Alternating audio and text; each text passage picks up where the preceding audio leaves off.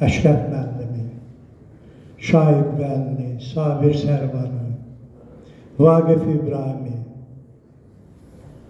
Sumqayıtın o ədəbi mühitini yaradan o böyük kişiləri mən burada tanıdım.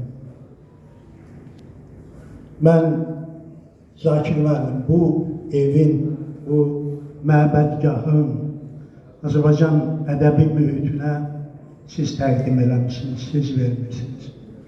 Buna görə də mən şəxsim adına sizə bir təşəkkür borcum var. Yəni bura bəlkə də sizin iradəniz olmasaydı başqa bir məkan ola bilərdi.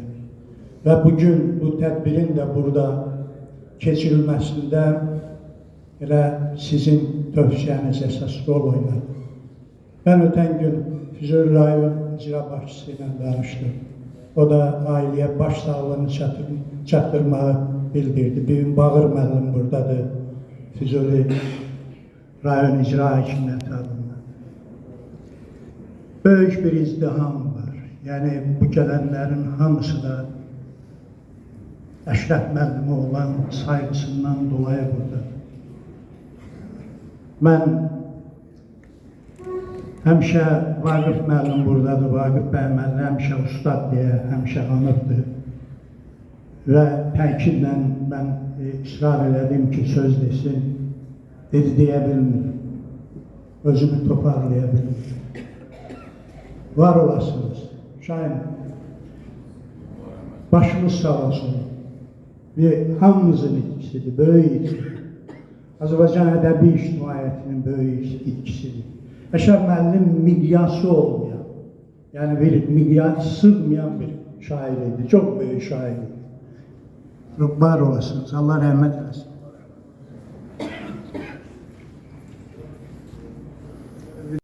Çoxlu tədbirlər keçiriləcək və o tədbirlərdə Allah bizə ömür versin. Biz də çıxış eləyək, ürəyimizi boşaldaq. Amma vaxt az olduğundan iki qısa fikrimi demək istəyirəm. İlk olaraq biləsiniz ki, Azərbaycan mənəviyyatı bugün böyük baskı altındadır. Xarici qüvvələr gördülər ki, Azərbaycanı güclə, zorla, silahla ala bilmir. Bizim gənclərimizin əleyhinə xüsusən böyük kampaniyalar, mənəviyyətsiz kampaniyalar keçirilir və bunların qarşısında duran ziyalarımızdır və bunların başında bizim Dədə Əşrəfidir. O mənəviyyatı ilə, burada düz deyirlər, o çox abırlı adamdır, həyalı adamıdır.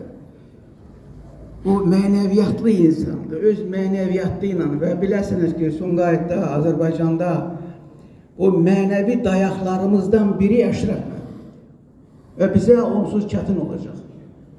İkinci qonaqlarımız da var deyim, Sumqayıtda hörmətli Zakir müəllimin də dəstəklədiyi bir dostluq, qardaşlıq, ailə atmosferi var.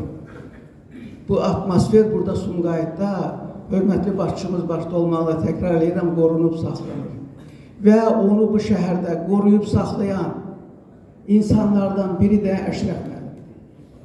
Biz Əşrəf müəllimin xatirinə, Sumqayıtların xatirinə bu ab-havanı həmişə qoruyub saxlamağa çalışmalıyıq. Çünki mənəviyyatımız varsa bu xalqda yaşayacaq. Mənim böyük bir təsəllim də odur ki, Əşrəf müəllimin oğlu, balaları qalır. Onlar o Əşrəf müəllimin genlərini daşıyacaqlar. Hələ onların nəvələrində, nəticələrində Əşrəf müəllim oyanacaq, o istedad oyanacaq. Azərbaycan xalqı həmişə istedadlı insanları ilə fəxr eləyib və fəxr eləyəcək. Allah rəhmət